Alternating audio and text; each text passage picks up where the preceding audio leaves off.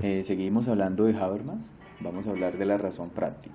Habermas también habla de la razón práctica y para poder hablar de este tema necesitamos saber que Kant fue el primero en hablar de la razón práctica. Kant, quien perteneció a la época de la Ilustración, tiene un tipo de filosofía racionalista, es decir, que la razón es el fundamento del conocimiento. Eso es lo que dice. Kant tiene dos libros muy importantes. Primero, la crítica a la razón pura y segundo, crítica de la razón práctica. Este libro es el que le interesa analizar a Habermas, porque la razón práctica habla acerca del comportamiento de la persona. Razonamiento igual conocimiento. Práctica igual querer. Hacer las cosas porque las conozco. A eso se refiere la razón práctica. Hago las cosas porque las conozco. Habermas analiza desde tres épocas o momentos la razón práctica. Los tres momentos son, primero, antigua, segundo, moderna y tercero, contemporánea. Entonces vamos a comenzar hablando por la época antigua. En la edad antigua toma como modelo a Sócrates porque en la antigüedad ser ciudadano era todo un honor, un privilegio. Por lo tanto, quien era ciudadano era muy respetuoso de las normas y las acataba sin oponerse a ellas. Sócrates es condenado a muerte por los griegos y unos amigos.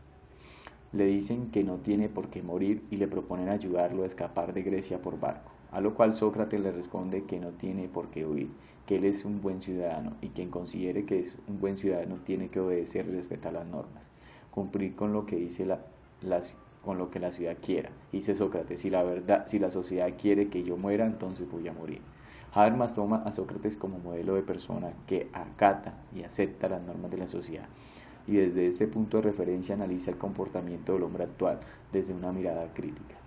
Ejemplo, Habermas miraría críticamente las actitudes de la juventud actual o de muchos adultos que al encontrarse en una sociedad consumista que manipula nuestra conciencia, una sociedad utilitarista como la que existe casi a nivel mundial, se dejan llevar por lo que ella diga. El sistema financiero y los medios de comunicación le crean a las personas valores o necesidades que en realidad no tienen, como por ejemplo un perfume o una ropa de X marca, celulares de última tecnología, etc. Y muchos se convencen de estas ideas. La persona es más digna o tiene más prestigio si usa una marca determinada. Se pierden otros valores que sí son importantes como la comunicación persona a persona. La frase clave aquí es, hago las cosas porque la sociedad quiere que yo las haga, igual que lo hizo Sócrates en su época. Habermas trae ese comportamiento de Sócrates y lo analiza desde la situación actual, desde el utilitarismo, desde la manipulación y alienación de la sociedad contemporánea. Entonces vamos a hablar del razonamiento, razón igual conocimiento. Es el conocimiento que nos da la sociedad del consumo, los medios de comunicación, el sistema financiero. Y práctica, querer hacer las cosas porque las conozco. Hago las cosas me lo dicen, porque me lo dicen, no los medios de comunicación, el sistema financiero, es decir, la sociedad de consumo. Época moderna. Desde esta óptica moderna, Habermas continúa analizando a Kant, el cual habla de dos valores, autonomía y libertad. Es decir, que ya no hago las cosas porque la sociedad quiere que yo las haga, sino porque soy libre, autónomo para hacerlas, y Habermas dice que eso se convierte en un problema, porque la gente con esta perspectiva cae en el extremo y termina haciendo lo que se le da la gana.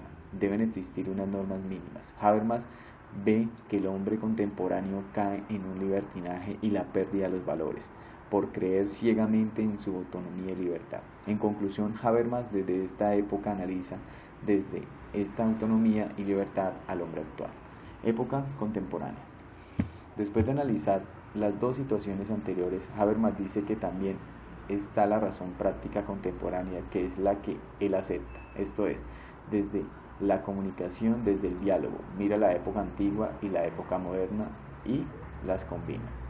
Ejemplo, X convence a Y para que compre un celular que no es de alta gama, diciéndole que Y en realidad solo lo necesita para comunicarse y no para su alta tecnología y sus miles de aplicaciones, que lo primordial es el valor de la comunicación entre las personas, por lo que lo termina convenciendo, pero sin hacerle creer que es una persona más importante o mejor que otras, por comprar este tipo de teléfonos. Es decir, que si se trata de que hay valores en la sociedad que están por encima de la sociedad de consumo, y Habermas demuestra que a través del consenso la persona es libre y autónoma de tomar sus decisiones sin la presión de la sociedad utilitarista y consumista, hay que descubrir los valores superiores de la sociedad, los cuales están por encima de lo superficial de la sociedad utilitarista.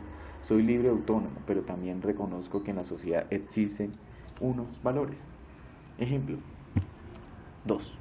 El joven superficial que solo usa ropa o cosas de marca se encontraría en la época antigua. El joven que se vuelve ladrón, que no respeta a nadie, que consume drogas porque piensa que es libre y autónomo para hacerlo, se ubicaría en la época moderna. Y el joven equilibrado que entiende que hay valores en la sociedad por encima de la sociedad de consumo y que decide que compra las cosas porque las necesita y no porque las demás también usen para sentirse más importantes o más atractivos, estaría en la época contemporánea.